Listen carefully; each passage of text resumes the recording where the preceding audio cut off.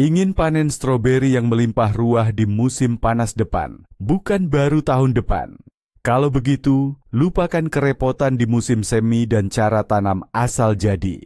Hari ini, kita akan mengungkap semua rahasia menanam stroberi di musim gugur. Dan saya akan menunjukkan cara perakaran yang begitu mudah. Sampai-sampai Anda akan bertanya-tanya mengapa tidak mencoba cara ini sebelumnya.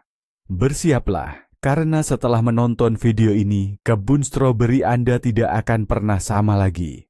Jadi, mengapa harus menanam di musim gugur? Jawabannya sangat sederhana, dan disinilah letak trik kuncinya. Alam sudah mengatur semuanya untuk kita. Di musim semi, tanaman berada dalam kondisi stres.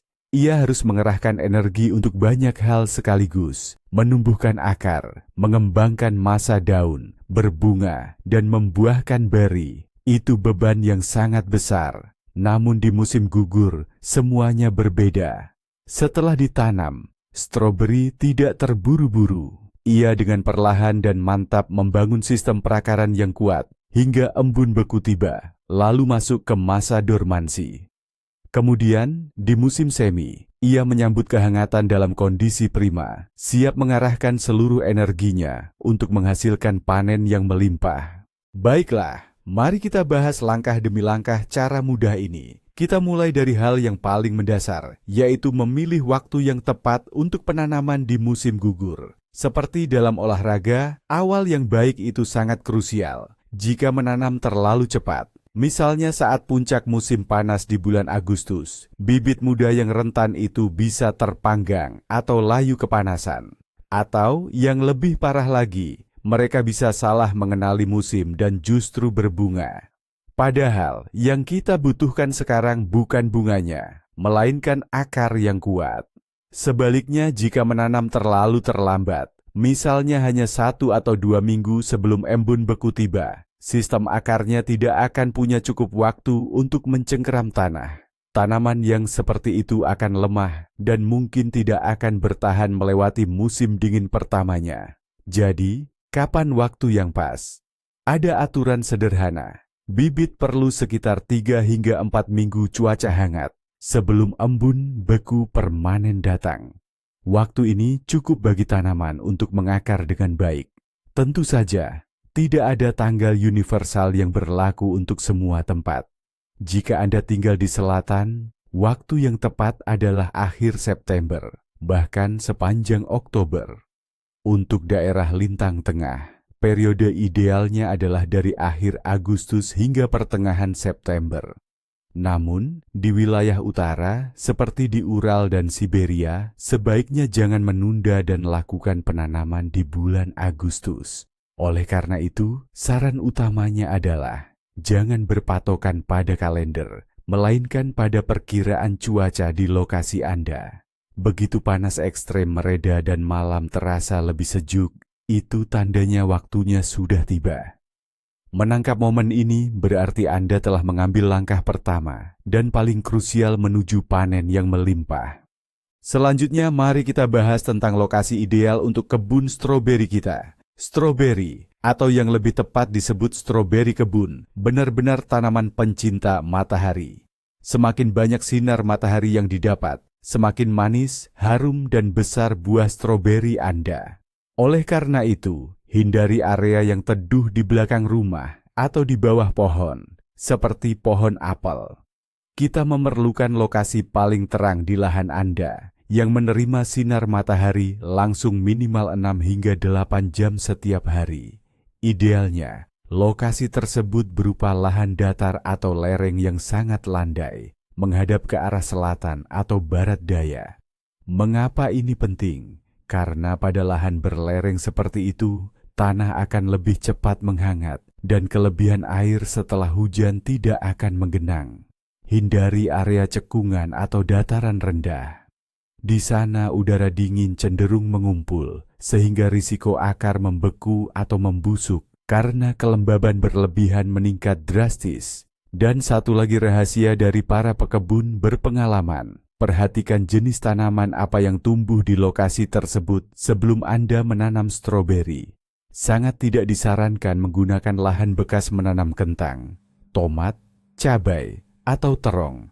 Tanaman-tanaman tersebut memiliki penyakit umum yang sama dengan stroberi. Namun jika sebelumnya tumbuh bawang merah, bawang putih, wortel, kacang polong, atau berbagai jenis sayuran daun lainnya, itu adalah lokasi yang sangat ideal. Tanaman-tanaman tersebut dapat menyehatkan tanah dan merupakan pendahulu yang sangat baik.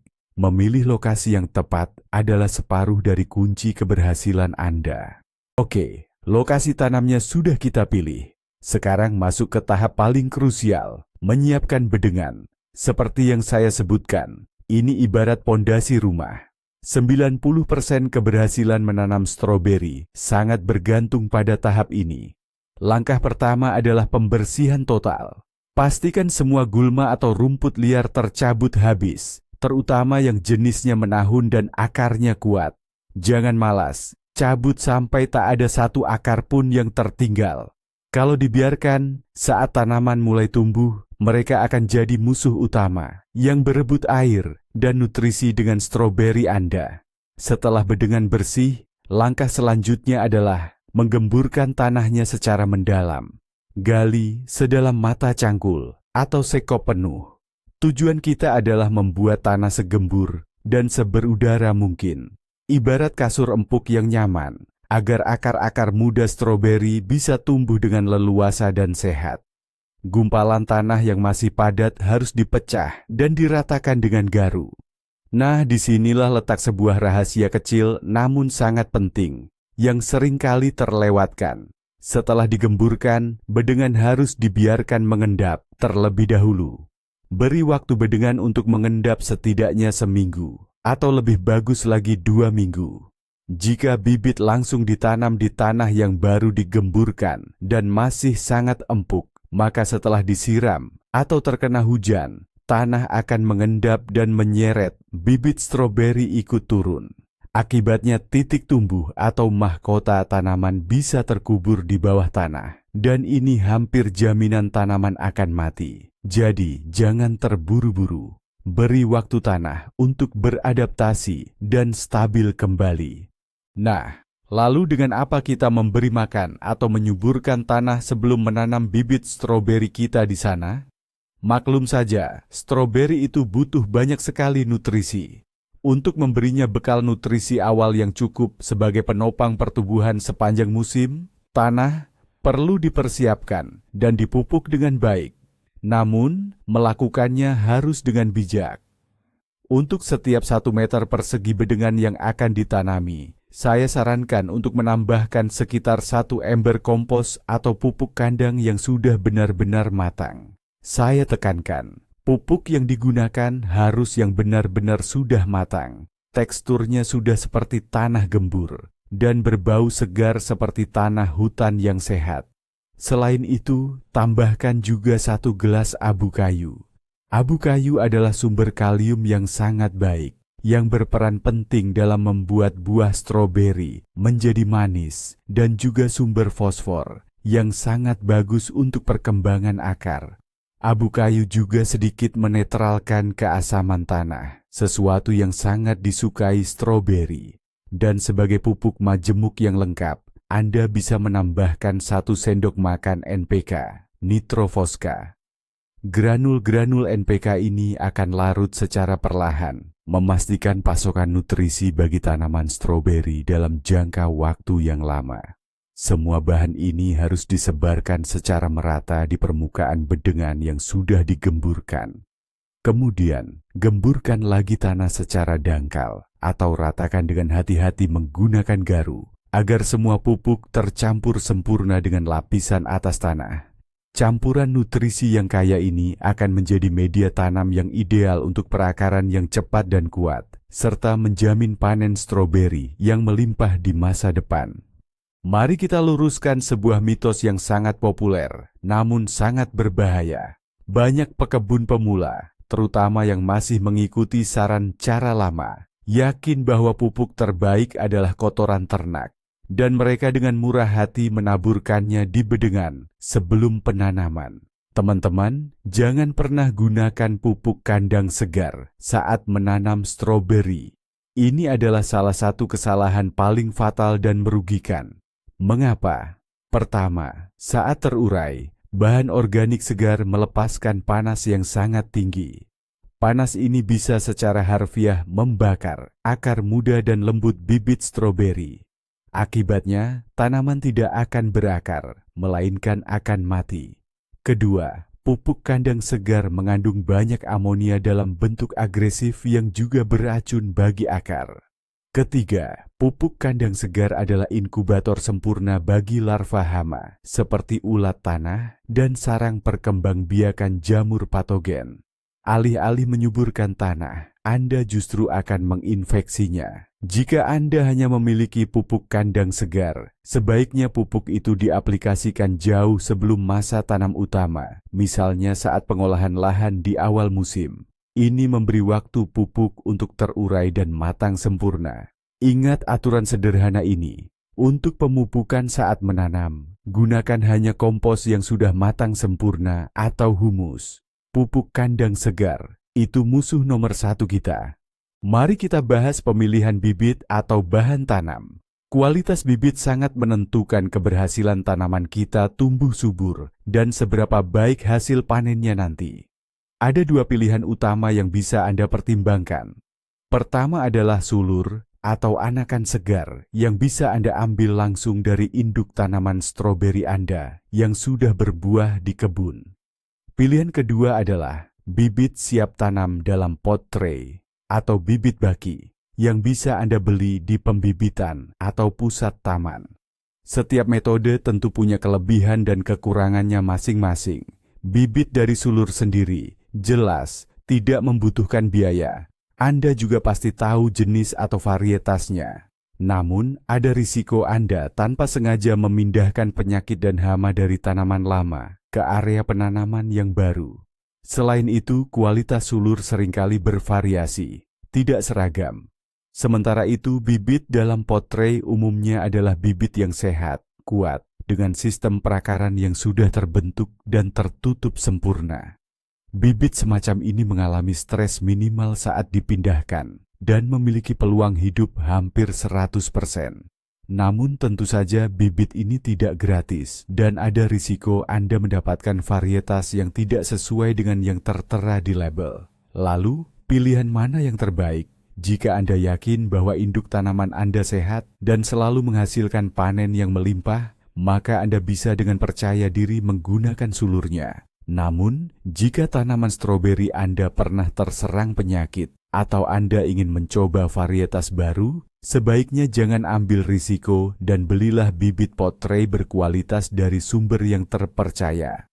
Ini adalah investasi yang pasti akan terbayar dan memberikan hasil yang memuaskan.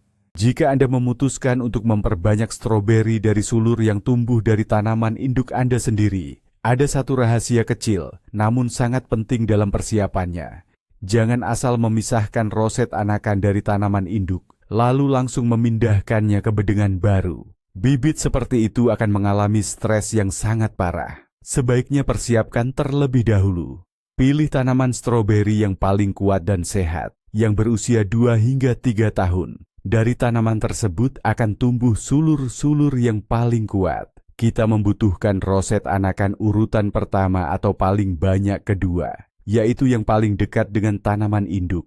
Segera setelah roset anakan tersebut mulai menumbuhkan akar-akar kecil, ambil gelas atau pot kecil, isi dengan tanah yang gembur, lalu cukup jepit atau kaitkan roset tersebut ke permukaan tanah di dalam gelas itu, tanpa memotong sulur dari tanaman induknya.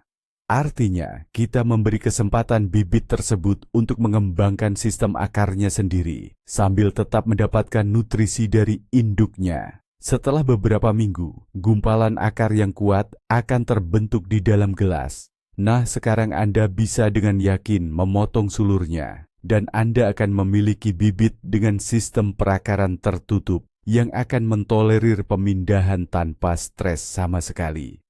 Teknik sederhana ini secara signifikan meningkatkan tingkat keberhasilan penanaman dan memberikan awal yang kuat bagi tanaman.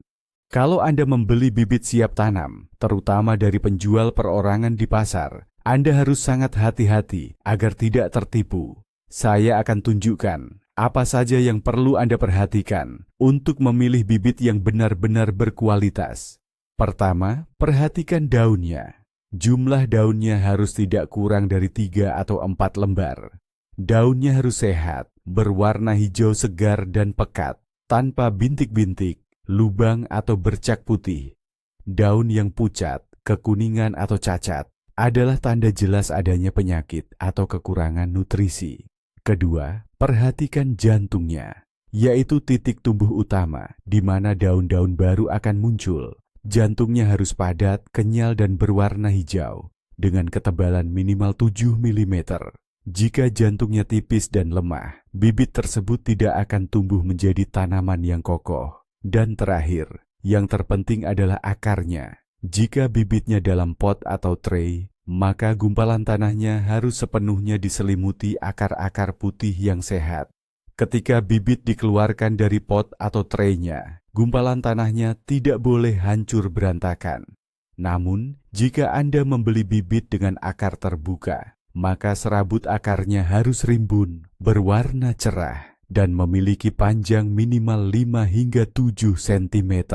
Tidak boleh ada akar yang gelap, kering, atau busuk. Jangan ragu untuk memeriksa setiap bibit dengan teliti. Lebih baik meluangkan 5 menit untuk memilih, daripada menyesal kemudian karena uang dan waktu yang terbuang sia-sia.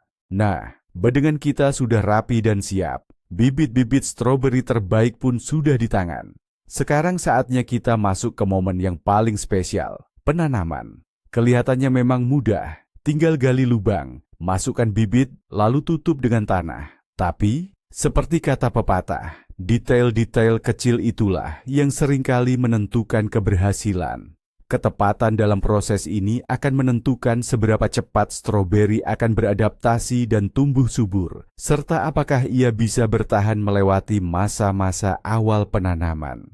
Waktu terbaik untuk menanam adalah saat cuaca mendung atau di sore hari, ketika matahari tidak lagi terlalu terik.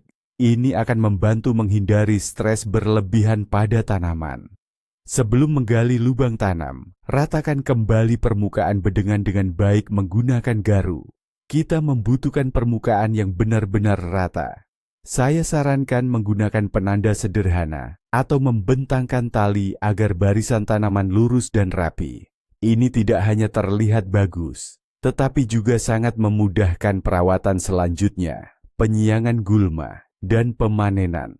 Jangan terburu-buru. Lakukan semuanya dengan hati-hati dan penuh cinta. Sebab, kita tidak hanya menanam bibit biasa, kita sedang meletakkan dasar bagi kebun stroberi impian kita di masa depan. Dan setiap bibit yang ditanam dengan benar adalah janji akan panen stroberi yang juicy dan manis di musim panen berikutnya.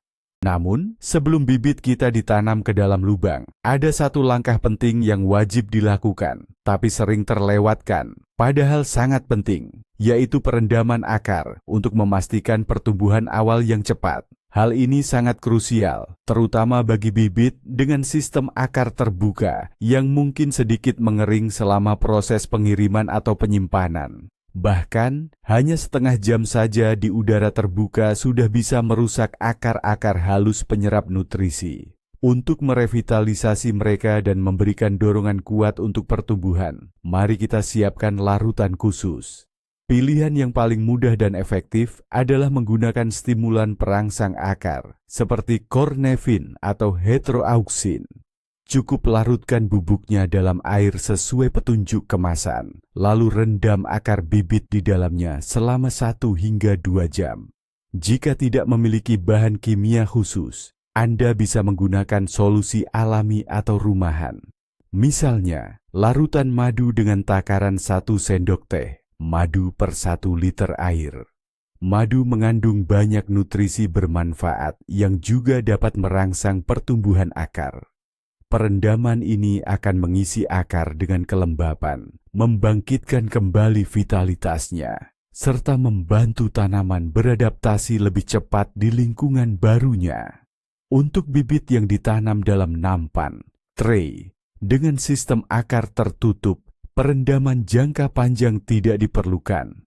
Cukup sirami gumpalan tanah di nampan tersebut hingga basah merata dengan air yang sudah dicampur kornevin sekitar 1 jam sebelum penanaman. Trik sederhana ini adalah asuransi Anda dari kegagalan bibit dan jaminan tingkat keberhasilan adaptasi yang tinggi. Akar sudah disiapkan, sekarang saatnya menggali lubang. Di tahap ini, ukuran dan jarak yang tepat juga sangat penting. Anda tidak perlu menggali lubang yang terlalu besar, tapi yang terlalu kecil juga tidak akan cukup. Lubang yang ideal adalah yang cukup luas agar sistem perakaran bibit bisa masuk dengan leluasa tanpa ada bagian yang tertekuk atau terjepit. Biasanya, kedalaman dan lebarnya sekitar 20-25 cm. Ukuran ini sudah cukup untuk memastikan akar-akar kecil mendapatkan tanah yang gembur dan subur. Sekarang, mari bicara tentang pola penanaman. Ada banyak pilihan, tapi saya merekomendasikan yang paling sederhana dan teruji, penanaman satu baris. Dengan metode ini, kita akan membuat barisan tanam dengan jarak 60-70 cm antar baris. Jarak antar baris yang lebar ini akan menjamin sirkulasi udara yang baik bagi tanaman di masa depan, sekaligus menjadi pencegahan yang sangat baik terhadap penyakit jamur. Selain itu, Anda juga akan lebih leluasa berjalan di antara barisan, merawat tanaman, dan memanen buah. Dalam satu barisan, jarak antar bibit sebaiknya sekitar 30 cm. Jangan terburu-buru dan jangan menanam terlalu rapat. Sekilas, mungkin terlihat ada banyak ruang kosong di lahan tanam. Tapi percayalah, menjelang musim tanam berikutnya, tanaman akan tumbuh lebat dan ruang akan terasa sempit. Penanaman yang terlalu rapat akan menyebabkan buah kecil-kecil dan mempercepat penyebaran penyakit. Mematuhi jarak tanam sederhana, ini adalah kunci untuk mendapatkan kebun yang sehat dan hasil panen melimpah selama beberapa tahun ke depan. Nah, sekarang kita sampai pada kesalahan paling umum dan paling fatal bagi pemula, kedalaman penanaman yang salah. Saya sudah melihat ratusan bedengan di mana separuh tanaman mati persis karena kesalahan ini. Ada dua kesalahan ekstrim dan keduanya sama-sama berakibat buruk. Kesalahan ekstrem yang pertama adalah penanaman yang terlalu dalam. Ini terjadi ketika pekebun menanam bibit terlalu dalam sehingga bagian tengahnya yang disebut titik tumbuh atau hati tanaman tertutup oleh tanah. Dalam kasus ini, hati tanaman mulai membusuk, terutama saat cuaca lembab, dan tanaman itu pun mati begitu saja. Mungkin bisa bertahan sebentar, tapi jangan harap bisa tumbuh optimal, apalagi menghasilkan panen yang melimpah. Kesalahan ekstrem yang kedua adalah penanaman yang terlalu dangkal atau terlalu tinggi. Ini terjadi ketika hati tanaman justru terlalu menonjol di atas permukaan tanah, sehingga bagian atas akarnya terbuka. Akar seperti ini cepat kering di bawah terik matahari dan terpaan angin. Dan pada musim dingin, mereka yang pertama menderita akibat dingin ekstrim. Akibatnya, tanaman sulit berakar, mudah sakit, dan pada akhirnya juga bisa mati. Terdengar sepele, hanya selisih 1 atau 2 cm, tapi bagi stroberi ini adalah masalah hidup dan mati.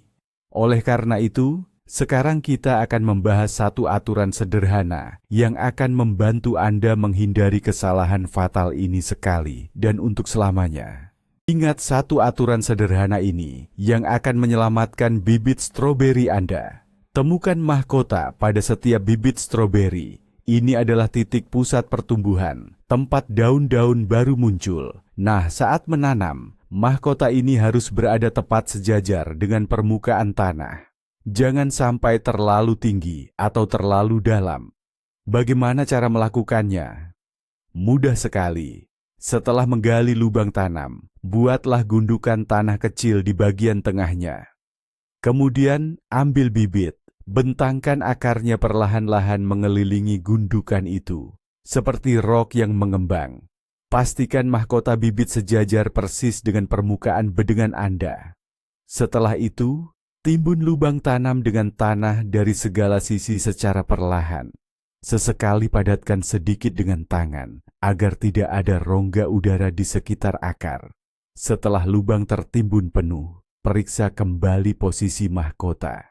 Ia harus terlihat sedikit mengintip dari tanah, tapi tidak menggantung di atasnya.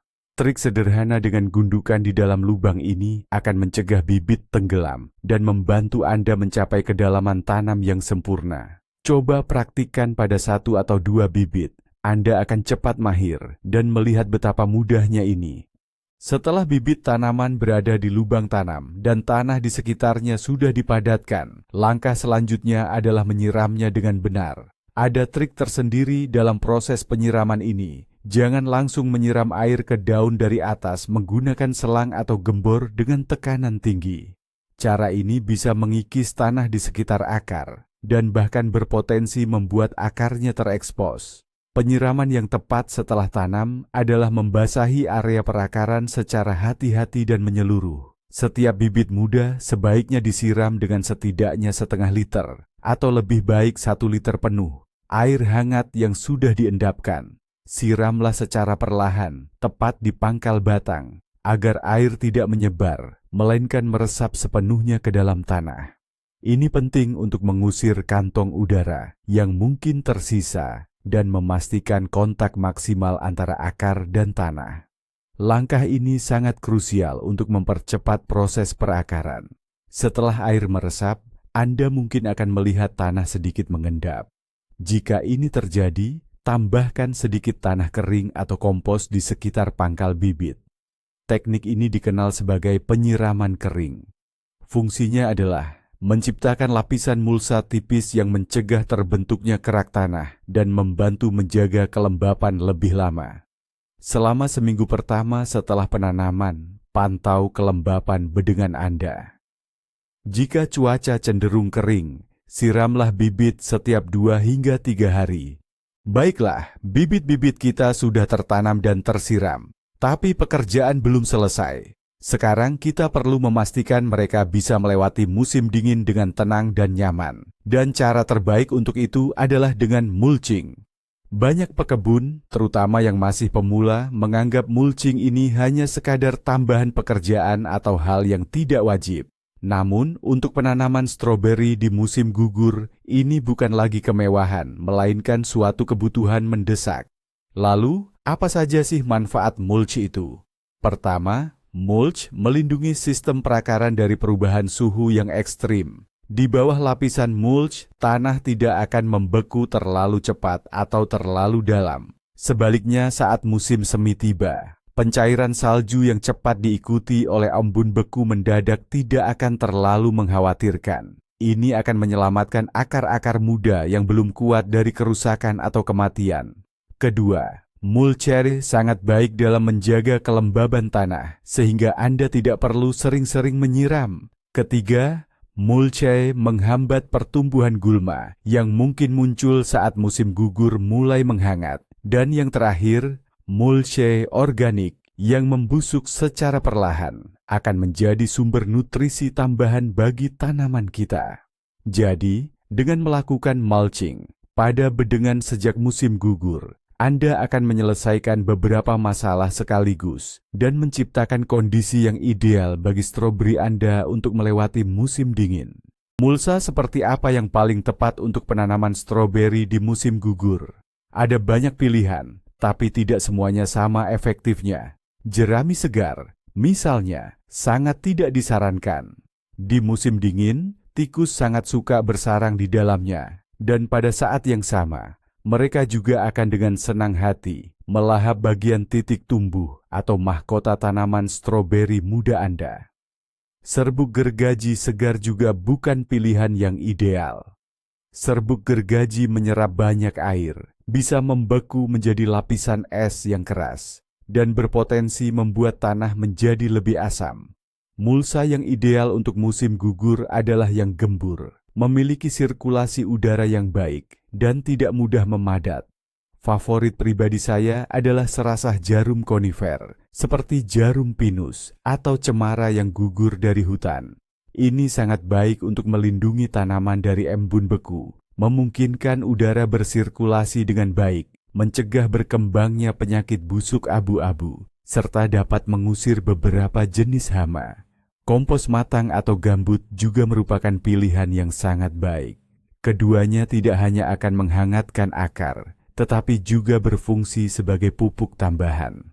Serasah daun kering juga bisa digunakan, asalkan berasal dari pohon yang sehat dan tidak terinfeksi penyakit, seperti daun dari pohon birch atau maple. Ketebalan lapisan mulsa sebaiknya sekitar 5 hingga 7 cm. Letakkan mulsa di sekitar pangkal tanaman. Berhati-hatilah agar tidak menutupi bagian mahkota atau titik tumbuhnya. Pemulsaan paling baik dilakukan tidak segera setelah penanaman, melainkan menjelang datangnya embun beku yang stabil, yaitu saat lapisan atas tanah sudah mulai sedikit membeku. Bagaimana jika stroberi yang Anda tanam di musim gugur tiba-tiba berbunga? Hal ini kadang terjadi, terutama jika musim gugur berlangsung panjang dan hangat. Tanaman salah mengenali musim dan mengira sudah waktunya berbuah. Jangan panik, ini bukan masalah besar, tapi Anda perlu turun tangan.